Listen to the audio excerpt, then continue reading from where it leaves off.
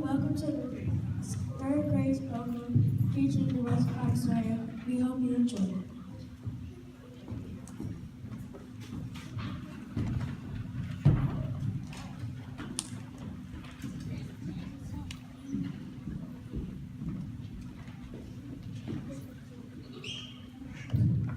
It is 1924 in Montgomery, Alabama. Leona McClure is taking the 11-year-old daughter, Rosa, to a new school.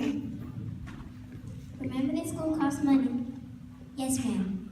Speak only when it's spoken to. When the teacher asks you a question and you know the answer, open your mouth, don't be shy, let her know that you're a smart girl.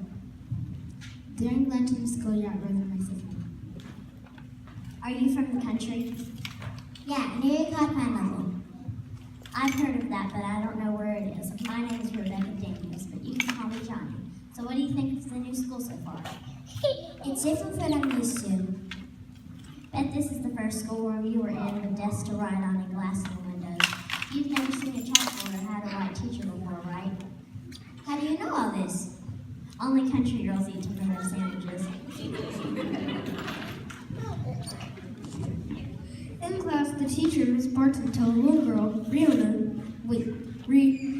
Rowena, she did not do well on the test.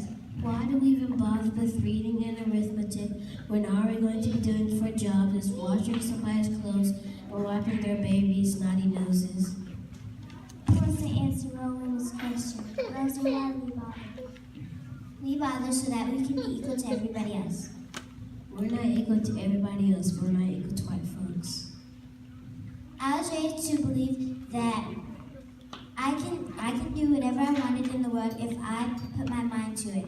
That no one is better than I am. No man, no woman, black or white. But if white folks say, no one. A person can take everything from you, even your life, but they can't take away your dignity. Nobody can take that from you but you. I hope everybody in this class remembers what Rosa just taught me. It is 1921 on a rainy afternoon in Montgomery.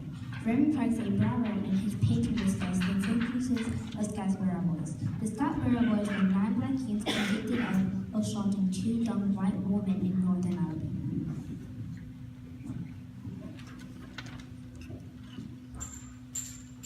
we're working against time to free those boys.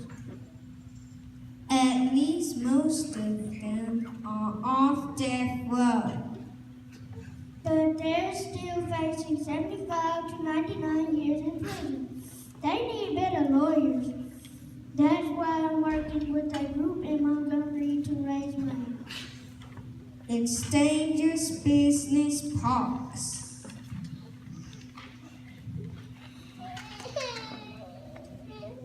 It may be, but life is about facing danger and taking risks. We have to stand up for what's right, even if it means putting our lives on the line. Rosa, now in high school, walks past the barber shop. Raymond steps outside and hands her a copy of a local African American newspaper. I'm working on the Scottsboro Boys Legal Defense Fund. I think every black person in this town should be supporting those boys. Rosa looks down at the newspaper and begins to read. It contains dangerous language that makes Rosa worry. Thanks for the paper, but I better begin home.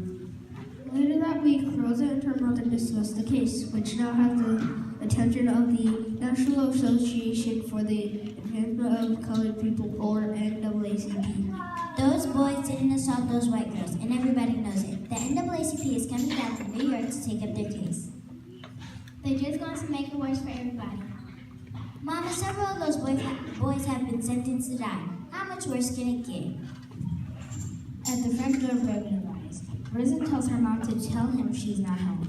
He leaves and comes back another day, but Rosa still will not see him. On his third visit, Rosa finally agrees to go out with him. They go down to the river's edge.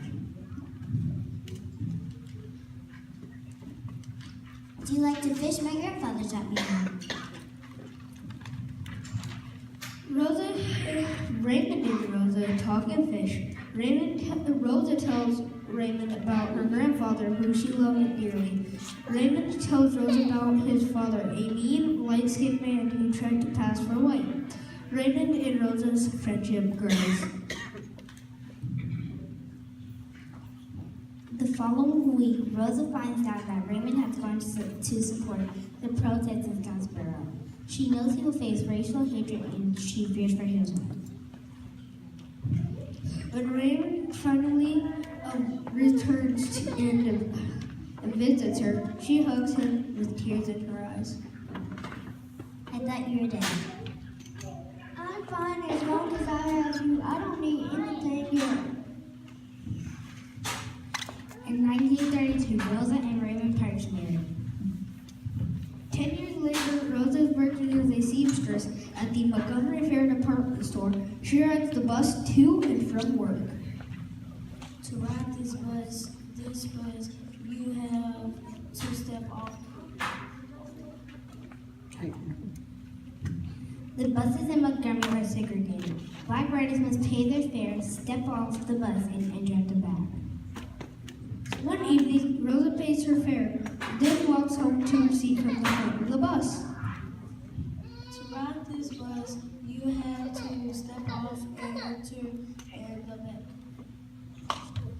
I'm already on. Besides, it's raining. The bus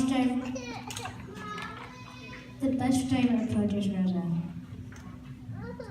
I don't care if the sky is falling. If you're going to ride my bus, you get off and enter around the back. Do you hear me? Don't put your hands on me. Rosa gets off and walks home 5 miles away. When she gets home, her mother notices her wet clothes. What happened? Did you miss the bus? I was kicked off. Why? Because I did not want to get off and enter in the back. The dye my pants is the same color white folks use. We are paying to be humiliated. Rosa learns that her old friend Johnny now works for the Montgomery office of NAACP. One day, Rosa visits Johnny. While there, she meets the NAACP Montgomery president, Edie Nixon, and volunteers to be a secretary in the office. We also need someone to oversee the youth council, advise school-age kids, lead Bible studies, and teach self-esteem.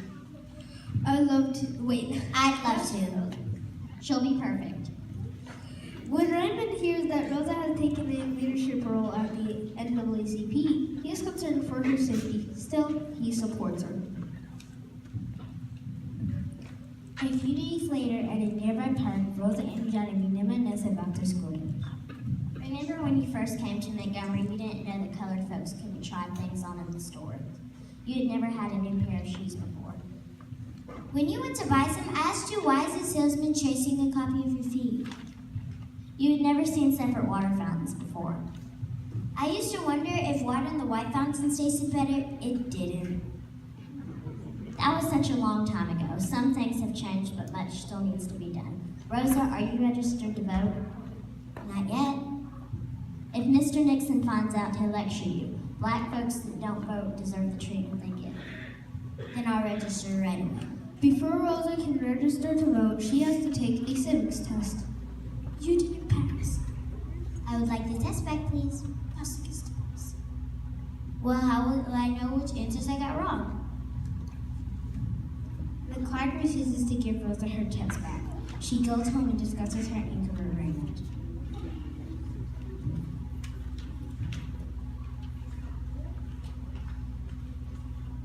Whites can register to vote with these. As a U.S. citizen, I have a right to vote, and no one can keep me from that right. Rosa returns to the registration office and takes the test again. If you say I didn't pass this time, I'll bring a lawyer to find out which answers I got wrong.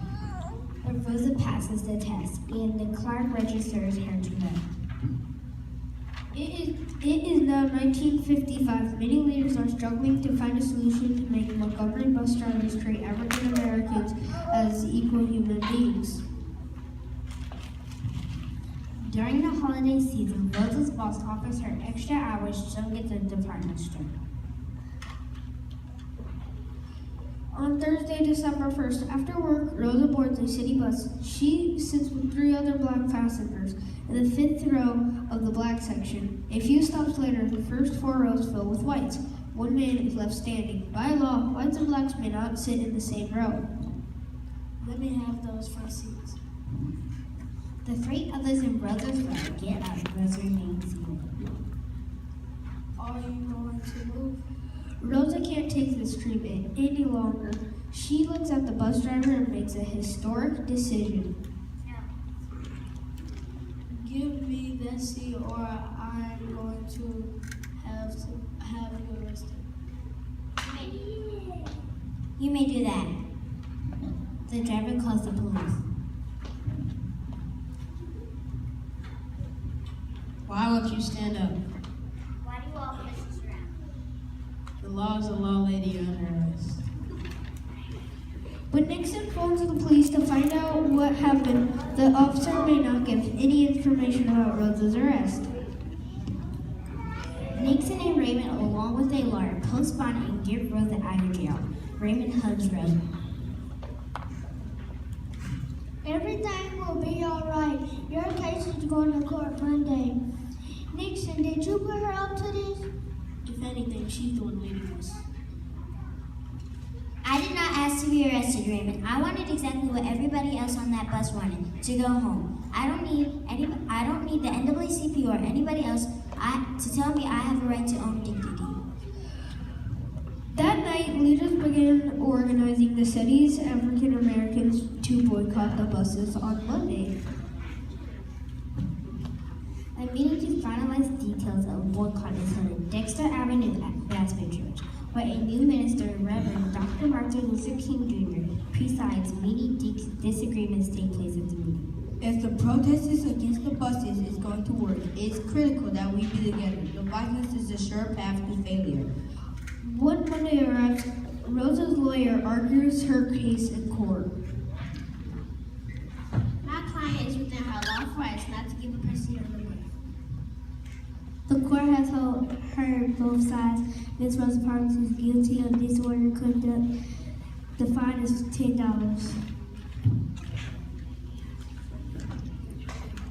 Meanwhile, bus after empty, bus rolls down the streets of Montgomery. The bus boycott is a huge success.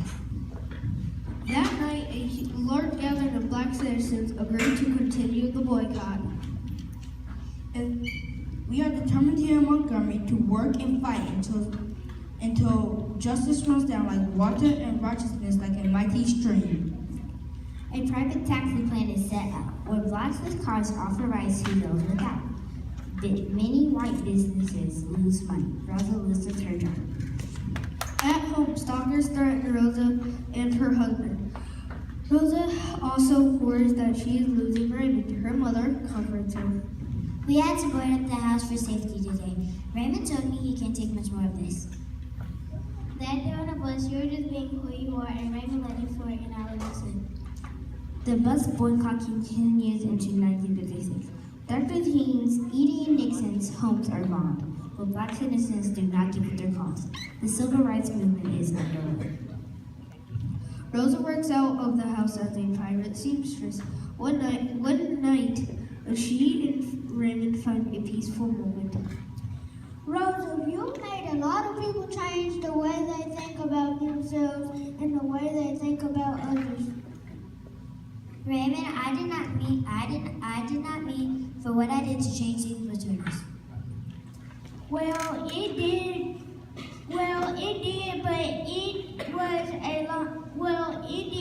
but it was a good change, although it took me a while to see it.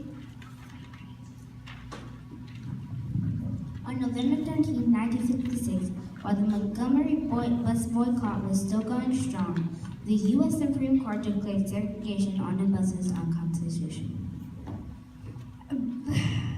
Rosa Parks changed the world by refusing to give up her seat to a white man. Her brave actions was a key trumpet of the civil rights movement.